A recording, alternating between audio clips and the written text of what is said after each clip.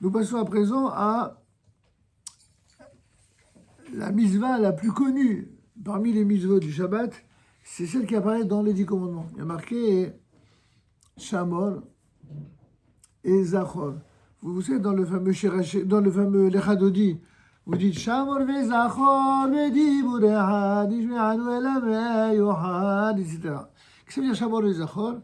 Shamor, ça veut dire observe le Shabbat. C'est l'obligation de respecter toutes les lois, toutes les défenses. Toutes les fois où dans la Torah, il est interdit de faire ceci ou cela, ça c'est Shamor. Bien que ce soit écrit à la manière positive, observe, respecte, protège.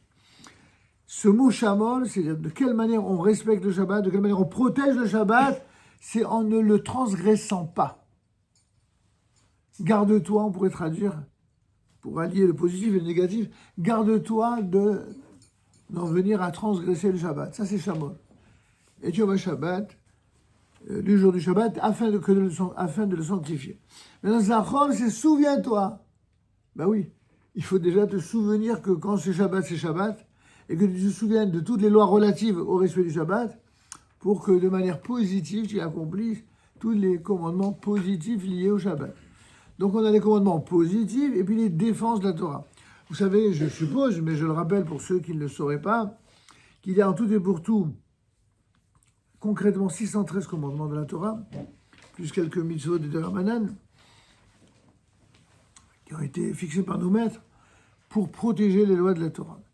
Sur ces 613 commandements, il y a 248 commandements positifs et il y a 365 négatifs ou défenses de la Torah.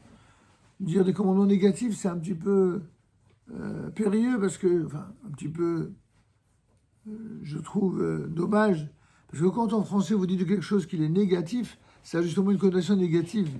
Donc si vous dites des commandements négatifs, ça veut dire qu'il y a des commandements dont l'application, dont le respect serait négatif. Donc c'est pas le but, évidemment, c'est pas le sens du mot négatif ici. Ici, c'est les mitzvot lo ta'aseh, c'est-à-dire les défenses de la Torah. Toutes les fois où dans la Torah, il est dit « tu ne feras pas ceci » ou « tu ne feras pas cela ».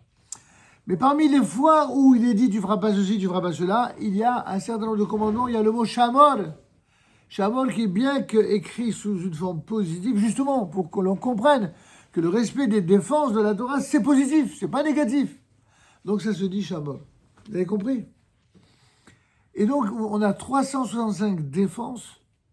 Symboliquement, on peut dire une par jour, alors que les commandements positifs, c'est 248, que nos sages de la Kabbalah ont associé à une des parties du corps. S'agissant des 248 commandements positifs, c'est les 248 organes, membres essentiels du corps humain. Et en ce qui concerne les défenses de la Torah, là, il s'agit des vridines, des nerfs, des tendons et des vaisseaux qui traversent le corps. Quel rapport? D'ailleurs, sur le plan médical, même si c'est pas rigoureusement présenté ainsi, parce qu'il y a d'autres critères médicaux, mais grosso modo, ils sont assez d'accord, à quelques dizaines de près, c'est assez d'accord que le corps humain se répartit ainsi, en un certain nombre d'organes et de parties comme ça du corps, et certaines autres parties qui sont des vaisseaux et des tendons, etc. En tout cas, traditionnellement, on parle de 365 pour les défenses, mais aussi pour les vridines, pour les veines et pour les tendons, alors que pour les membres du corps humain, qui inclut évidemment la tête, le cerveau, etc., là, c'est 248. Donc 248 pour les membres du corps, je répète, et pour les tendons, 365. Ça veut dire quoi concrètement? Que chaque fois que l'on transgresse d'une manière permanente une mitzvah, en fait, on compromet l'un des membres du corps. Donc déjà, c'est quelque chose qui n'est peut-être pas enseigné à la fac de médecine. Hein. C'est pas, je pense que les critères doivent être un peu plus scientifiques que cela. Pour autant, les rabbins qui nous enseignent ça en parlent avec beaucoup de sérieux, parce que la Emouna, pour nous, elle n'est pas une science de charlatans qui viennent nous apporter la foi en des choses qui soient à la fois irrationnelles et stupides. Pour nous, le fait que certaines choses soient irrationnelles ne signifie pas qu'elles sont stupides. Elles correspondent simplement à d'autres critères de réflexion. Et mieux, la foi, d'après la tradition juive, c'est non seulement une science, mais ce serait même la science des sciences. C'est-à-dire une science qui dépasse le simple niveau cartésien de la démonstration intellectuelle.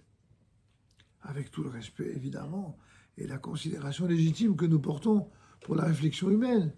Elle fait partie intégrante du don divin et de ce qu'il faut respecter et de ce qu'il faut surtout utiliser. On voit tout de suite la différence entre quelqu'un qui raisonne avec son cerveau, et qui a un cerveau vif, rapide, puis quelqu'un qui a un cerveau lent et qui s'envole dans des envolées lyriques et qui ne tient pas la route. Donc évidemment, on préfère quelqu'un qui a un cerveau qui s'en sert. Mais pour autant, on n'a absolument aucun problème à utiliser également le savoir éminemment profond des kabbalistes qui, eux, ont un certain nombre de révélations qui sont, eux, du niveau d'avoir. Évidemment, si quelqu'un passe sa vie, comme je disais tout à l'heure, à se bronzer comme un steak au soleil et à regarder des films toute la journée ou de s'amuser dans un dancing, il aura du mal à être réceptif à des secrets divins. C'est pas l'école pour y arriver. Pour arriver à avoir des secrets, à être réceptif à des choses qui sont irrationnelles, il faut avoir une relation avec Dieu qui soit également très singulière, très particulière. Une proximité, c'est celle que nous recherchons par l'étude de la Torah et l'accomplissement des mitzvot au quotidien. Et plus on se rapproche de Dieu, plus on a les zechut d'avoir de véritables révélations, y compris dans le domaine intellectuel, bien entendu. On n'oppose pas l'intellect à l'irrationnel, loin de là. Les deux font partie intégrante d'un cadeau divin, tout comme le cœur, c'est aussi un cadeau divin.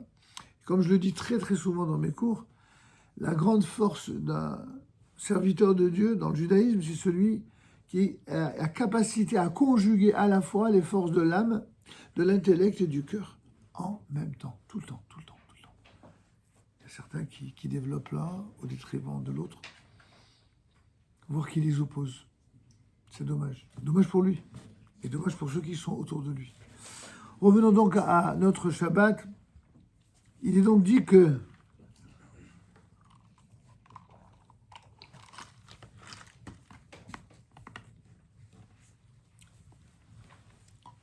le Shabbat repose sur ces deux mitzvot.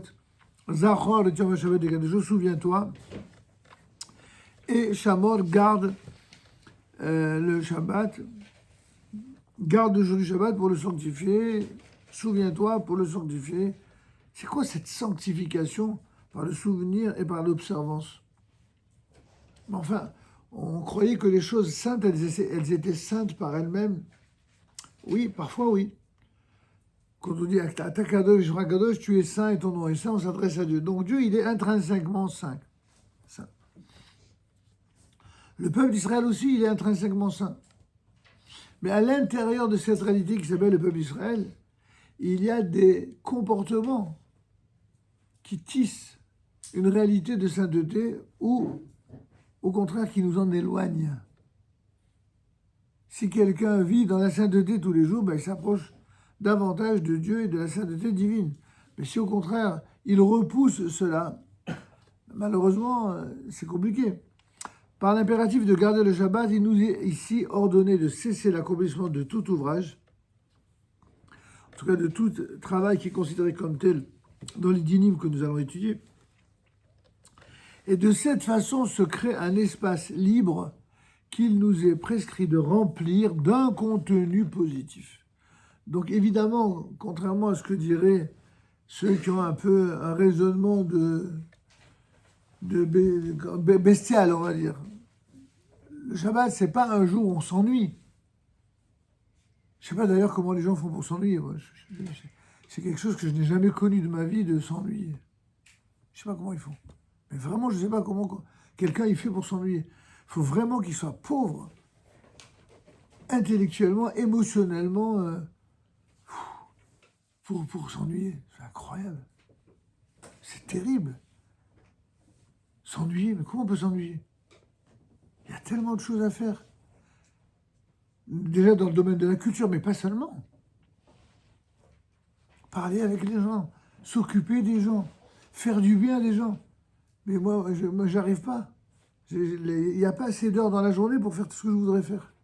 Parce que je suis crevé d'ailleurs.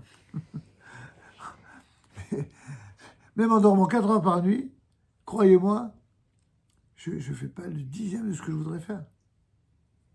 Alors, les gens qui me disent qu'ils s'ennuient, waouh! Voilà, c'est un des rares domaines où je suis impressionné. Vraiment impressionné. Comment on peut s'ennuyer? Bon. Alors, j'ai quand même eu une réponse. C'est qu'il y a vraiment des gens qui sont ennuyeux. Alors, peut-être que quand les gens ils sont ennuyeux ou qu'ils fréquentent que des gens ennuyeux, alors ils peuvent s'ennuyer. Ça, je peux comprendre. Mais après tout, rien ne les oblige à rester avec eux. Ils peuvent choisir autre chose. Quoi qu'il en soit, il nous est ordonné de cesser l'accomplissement, on l'a dit, de tout ouvrage, un ouvrage au sens de la Torah, et de cette façon va se créer un espace libre qu'il nous est prescrit de remplir d'un contenu positif. En d'autres termes, il ne faut pas, comme disent certains de manière un peu naïve, il ne faut pas passer le temps, il ne faut pas tuer le temps. Quelle rigolade, comme si nous, on allait tuer le temps. C'est nous qui passons. Le temps, lui, est éternel.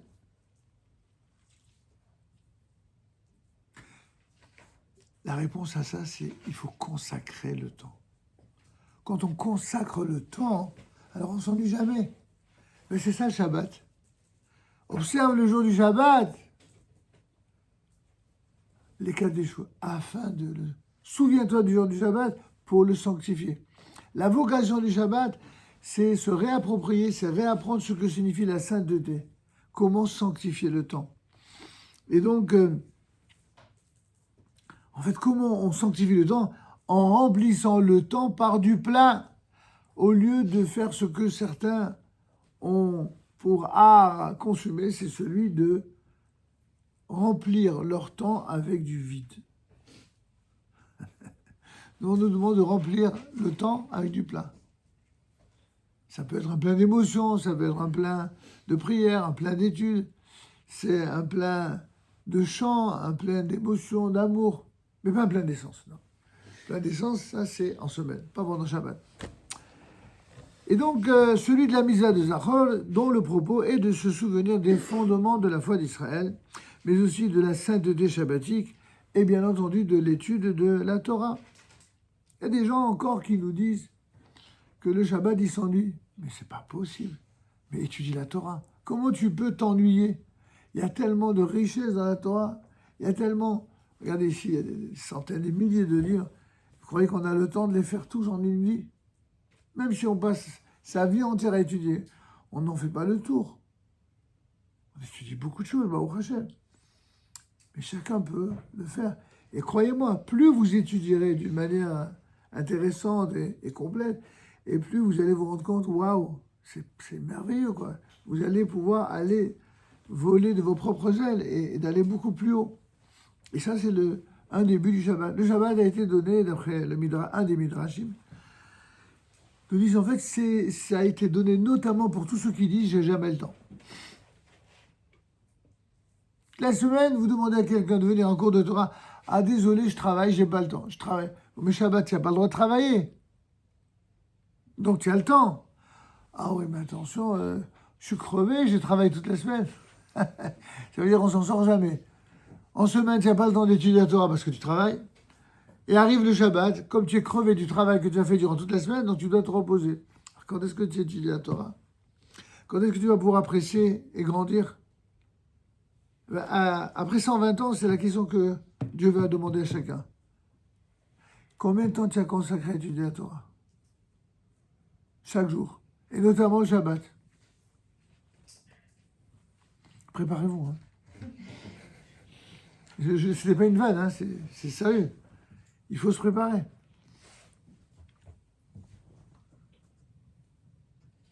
Alors pour terminer sur ce point, sur l'étude de la Torah du Shabbat, un de nos maîtres kabbalistes les plus connus, les plus célèbres, qui s'appelait le Ben Ishraï, Rabbi Yosef Chaim de Bagdad, il disait que l'étude de la Torah elle est tellement bénie par Dieu, pour un juif qui étudie la Torah Shabbat, que une heure d'étude de la Torah à fond le Shabbat équivaut à 1000 heures de Torah en semaine. Rien que cela.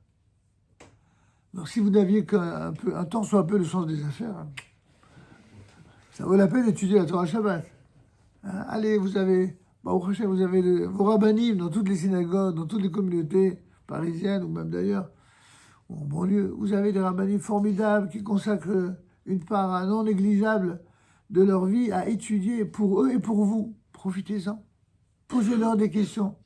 Plus vous les écoutez et plus vous leur posez des questions intéressantes, plus vous les obligez eux-mêmes à grandir, à réfléchir, à rechercher des réponses. C'est comme ça qu'on respecte les rabbinim. Il y a un chidouche magnifique du Gaon de Vilna qui est dit à propos du kiboud, du respect.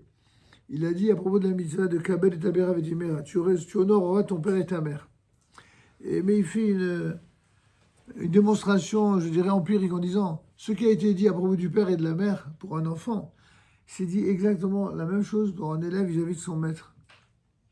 Kabel, honore-le, c'est quoi? C'est Milachon Koved.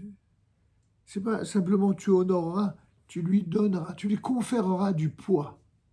Kaved, ça signifie lourd. Lourd, il ne s'agit pas d'être lourd. Hein, lourd, c'est la lourdeur dans le sens de la présence, du poids moral, intellectuel, spirituel.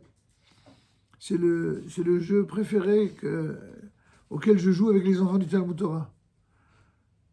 Je leur dis toujours, les enfants, si vous n'avez pas compris quelque chose, avant de me poser la question, demandez à vos parents. Alors, il y en a toujours un qui dit, ouais, mon père, quand je lui pose une question, il dit, ah, je comprends rien, j'ai qu'à demander au rabbin. Alors, vous lui direz, quand il vous dira, vous lui direz, papa, je demanderai au rabbin, mais moi, ce que je veux, c'est ta réponse à toi. Et là, si vous faites ça, mes enfants, vous allez voir comment votre père, il va vous regarder. Ça va changer son regard sur vous. Et les enfants, tout de suite, ils comprennent qu'il y a quelque chose là. Il y a un truc à essayer. Et 9 fois sur 10, ça marche. Le dimanche soir, j'ai des parents qui disent, je ne sais pas ce que vous avez dit à mon fils, mais alors, il m'a posé des questions. Et quand je lui dis, mais va voir avec le rabbin, vous savez qu'est-ce qu'il m'a répondu? Je lui dis, non. Qu'est-ce qu'il vous a dit? Il me dit, mais je veux pas la réponse du rabbin, je veux d'abord ta réponse à toi et je verrai après le rabbin. Et alors là, il m'a scotché. Je dis, oh, formidable. Mais quel bonheur d'avoir des enfants pareils. Et oui, c'est comme ça qu'on apprend à rapprocher les uns avec les autres. Tout le monde est gagnant. Et moi, je suis ravi. Le gosse, il est tout fier d'avoir obligé son père à aller téléphoner au rabbin. Et du coup, le père, qui s'y attendait pas du tout, il est obligé d'écouter le rabbin pendant un quart d'heure, une demi-heure. Et du coup, il a de quoi dire. Et l'enfant, il est tout fier. Il dit, vous savez, j'ai posé comme vous m'avez dit. Hein. Ah, ça a marché. C'est génial. Il m'a même pas dit qu'il vous appelait. Mais je sais qu'il vous appelait. Hein. Et il m'a donné plein de réponses. Ah, j'ai pas tout compris, mais j'ai compris pas mal de choses. J'ai dit, on va en reparler. C'est une autre manière de créer un va-et-vient et de l'aider à faire ses devoirs. Mais sans lui dire, vous ferez vos devoirs. Attention, je vais surveiller. Pas besoin. Je leur donne des devoirs sans jamais leur dire que je leur donne des devoirs. L'être humain, depuis tout petit, dès que vous lui donnez quelque chose qu'il a l'impression de faire à contre-cœur ou par obligation parce qu'on lui a imposé, quelle est donc la première chose qu'il a envie de faire? C'est surtout de ne pas le faire.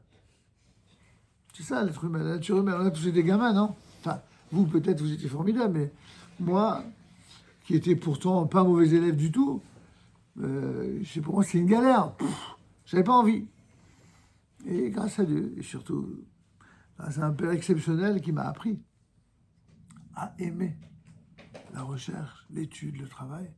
Alors après, ce qui n'allait pas de soi quand j'étais gamin, c'est un père qui a fait son boulot. Il m'a formé, il m'a appris à réfléchir, il m'a appris à aimer. Et c'est comme ça que j'ai mal tourné, que je suis devenu rabbin. entre guillemets, mal tourné, évidemment.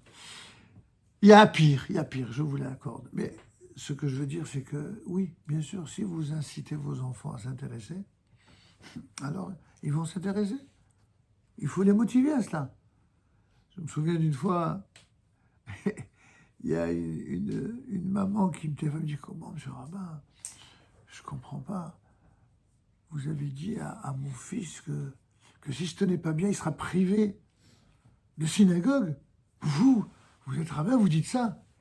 Je lui dis, et pourquoi vous, qu'est-ce que vous dites? Je dis, il sera privé de dessert. Ah, eh bien vous voyez, vous dites qu'il sera privé de dessert, vous pouvez être sûr, c'est que votre fils, il va aimer les desserts. Moi, je dis qu'il sera privé de synagogue parce que, croyez-moi, grâce à ça, il va aimer les synagogues. Chacun sa méthode. Continuez avec vos desserts, je ne me mêle pas de vos desserts. Laissez-moi faire comme moi je veux pour la synagogue. La psychologie humaine, elle ne va pas forcément très loin. Il faut juste viser juste. Et croyez-moi, ça marche. C'est pas aussi caricatural que ça. Il ne faut pas faire que ça. Il faut faire aussi d'autres choses. Mais c'est important. Plus vous donnez à aimer quelque chose à un enfant en lui faisant comprendre que c'est quelque chose de formidable, c'est tellement formidable qu'il en sera privé. Le grand enfant, je lui dis, mais tu seras privé de synagogue, tu n'auras pas le droit de venir à la synagogue. Il m'a pleuré. Mais rassurez-vous, ça ne dure pas longtemps. Hein. Ça ne marche que quand il a entre 4 et 8 ans. Parce que demander à un feignasse de 14 ou 15 ans, sera privé de synagogue, il dit, cool, génial. Vous comprenez que les méthodes ne sont pas les mêmes selon les âges et selon les niveaux. Hein, top. Voyons donc la suite.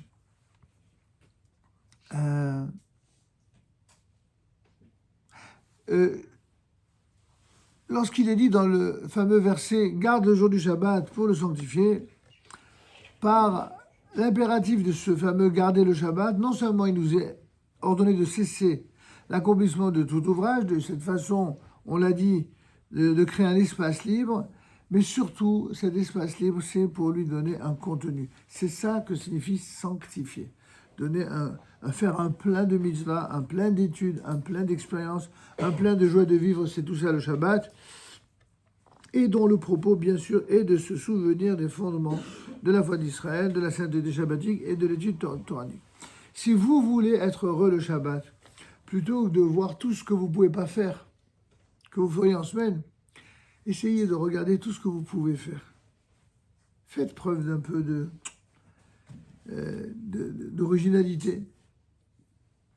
D'abord, quand vous n'avez pas d'idée, vous savez, qu'est-ce que vous faites? Vous sapez super bien. Les dames, vous vous maquillez, vous faites belle, vous regardez dans une glace et vous souriez. À partir de là, vous commencez à réfléchir. Et vous dites, qu'est-ce que je vais bien pouvoir faire pour que ce Shabbat soit super? Alors vous allez dire, si vous êtes marié, je vais être sympa avec ma femme, je vais lui raconter des choses sympas, je vais lui parler. Les femmes, elles adorent qu'on leur parle. Elles aiment bien aussi qu'on les écoute. Mais elles aiment qu'on leur parle, messieurs. Alors, ceux qui ne savent toujours pas, parce qu'ils ne sont pas mariés, c'est un bon tuyau que je vous donne. Les femmes, elles adorent parler. Vous savez, c'est pas du machisme, ce que je vous dis, c'est la vérité. C'est une enquête qui l'a démontré. Il y a des mauvaises langues qui disent que les femmes parlent plus que les hommes. Mais ça, c'est vraiment des mauvaises langues. En fait, une étude très sérieuse, scientifique, qui a été faite et qui démontre qu'en fait, à peu de choses près, les hommes et les femmes disent exactement le même nombre de mots. La seule différence, pourquoi les préjugés ont la vie longue, c'est parce que, notamment pour les couples où le mari et la femme vivent dans un autre monde, soit l'un travaille et l'autre reste à la maison, soit les deux travaillent, mais chacun dans un endroit différent. Alors, arrivé à la fin d'une journée de travail, le mari, il a achevé tout le potentiel de mots qu'il avait envie de dire. Et quand il arrive à la maison, elle commence. Alors forcément, il a l'impression qu'elle parle beaucoup. Mais une femme, elle a besoin de parler à son mari. Et ça, je reconnais humblement moi-même, en tant qu'époux, j'ai mis du mal à comprendre. J'ai mis beaucoup de mal. Imaginez, je parle sans arrêt. J'étudie sans arrêt. Je parle sans arrêt aux autres. Quand j'arrive à la maison, j'ai pas envie de parler. Et quand j'ai vu que ma femme, elle était triste, un jour, j'étais pas bien. Je me suis dit, mais la pauvre, mais qu'est-ce qu'elle doit souffrir de ça? Je réalisais. Et je vais la voir, je lui dis, ça t'arrive de ne pas être heureuse de que je te parle pas? Elle m'a dit, bah, je me suis habitué. J'ai dit, pourquoi tu ne l'as pas dit? Il dit, bah, je t'ai fait comprendre, mais comme je comprends que tu parles tout le temps. Alors j'ai dit, écoute, merci de la compréhension, mais il ne faut pas me laisser tranquille. Il faut me le dire. Même si je suis fatigué, si je fais des efforts pour le monde entier, c'est normal que je fasse des efforts pour toi. Et j'ai compris pourquoi je dors que 4 heures par nuit maintenant.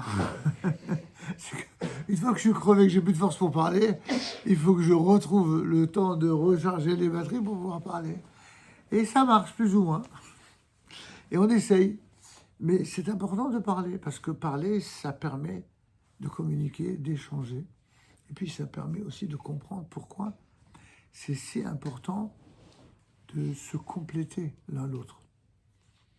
Si on ne parle pas dans les deux sens, à un moment donné, on a l'impression qu'en fin de compte, l'autre, il est là que pour contredire ou pour prendre la tête. C'est compliqué. Et un homme comme une femme peut penser ça. Il y a des femmes qui vous disent dans les confidences que j'ai, dans les problèmes de couple, là, qui viennent me voir, qui me disent, ouais, il veut toujours lui parler, mais il ne veut pas que moi je parle avec lui. Ça, c'est un des reproches que j'entends souvent. Ou alors, il parle jamais. C'est soit on lui reproche de trop parler, soit on lui reproche de... Bon, c'est pas les mêmes femmes en général, quand même. Mais vous voyez bien qu'il y a un problème de communication. Maintenant, pourquoi il y a un problème de communication? Vous savez pourquoi il y a un problème de communication? C'est très simple. Le Talmud nous a prévenu depuis très longtemps. Parce que les hommes et les femmes ne doivent pas trop parler. Ils doivent juste parler ce qu'il faut. Parce que la communication entre un homme et une femme ne peut pas être une communication neutre. S'associe à la communication, au contenu, tout ce qui fait la différence entre un homme et une femme. C'est-à-dire la dimension affective, la dimension même de séduction, qui fait que du coup, ce qu'on dit n'est plus ce qu'on dit. C'est toujours auréolé d'autres choses, avec des connotations, avec des préjugés, avec des procès d'intention, etc., etc., etc. Donc il faut une force d'intelligence, il faut une culture, une connaissance, une patience et surtout un amour fantastique pour comprendre que parler avec l'autre, ça ne signifie pas que s'entendre parler ou que n'écouter l'autre parler sans réagir. Il faut qu'il y ait... C'est un petit peu comme quelqu'un qui marche sur un fil, un funambule. Il doit faire attention au moindre faux pas. Il fait un pas trop à droite, là, il risque de tomber. À gauche, là. Bienvenue dans la vie des couples. C'est exactement ça. Pour pouvoir parler entre hommes et femmes et se comprendre, il faut comprendre que c'est exactement la posture du funambule. Avec en plus la bienveillance et l'amour. S'il y a la bienveillance et l'amour, alors ça marche. Mais et peut-être ajouter de la patience. Ça marche. Mais s'il n'y a pas tout ça, en un temps, 2 temps, 3 mouvements, tout peut partir en vrille. J'ai rien inventé. Enfin, c'est ce que je constate dans nombre de vies de couple. Alors certains ont résolu le problème, croient-ils. Vaut mieux vivre seul que mal accompagné. Le problème, c'est ceux qui vous disent ça, ils vous disent ça quand ils ont 10 ans, 20 ans, 30 ans, 40 ans. Déjà, ils disent plus ça. Sauf pour se consoler d'avoir toujours pas trouvé leur âme sœur ou leur hameçon. À un moment donné, ils se sentent très, très, très seuls. Et ils en souffrent. Pourquoi ils en souffrent? Ils souffrent après un certain âge de ne pas avoir accepté de composer et de supporter l'autre. Il y a toujours des conséquences à toute chose qu'on fait ou qu'on ne fait pas, ou qu'on refuse de faire. Donc il vaut mieux supporter pour finalement être heureux, même si c'est moyennant des petits efforts, plutôt que de ne rien supporter, de se croire heureux pour finalement être malheureux. C'est une question après de timing, tout ça. C'est C'est ce qui m'a fait dire dans une conférence, que aimer, c'est supporter. J'avais dit ça aux premières années de mariage, et ma femme, qui était particulièrement sensible, elle s'est mise à pleurer. Elle m'a dit, comme tant que ça, je suis un poids. Je dis, ah, pas du tout.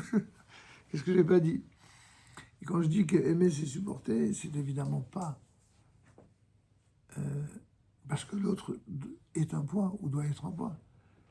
Mais c'est que faire tous les efforts qu'on doit faire pour accepter l'autre tel qu'il est en attendant qu'il devienne ou qu'il grandisse ou qu'il devienne plus grand ou meilleur, mais dans un sens comme dans l'autre, évidemment, ça demande beaucoup, beaucoup de patience et beaucoup d'amour.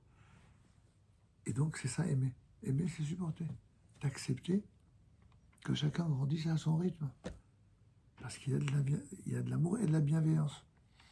D'ailleurs, regardez autour de vous. Quand vous aimez vraiment quelqu'un profondément, vous avez une tendance à le juger favorablement, à essayer de l'excuser, à trouver des circonstances atténuantes. Pourquoi? Parce que vous l'aimez. Le même comportement, si il est adopté par quelqu'un que vous n'aimez assurément pas parce que c'est un tordu ou je ne sais quoi, là, vous allez casser. Pourquoi? Parce que vous ne l'aimez pas. C'est QFD. Aimer, c'est supporter. Ou supporter, on peut le dire dans l'autre sens. Supporter, c'est la preuve qu'on aime. Top. Alors, on en vient maintenant aux 6 jours de la semaine et en rapport avec le Shabbat, les 6 jours de la semaine et le Shabbat.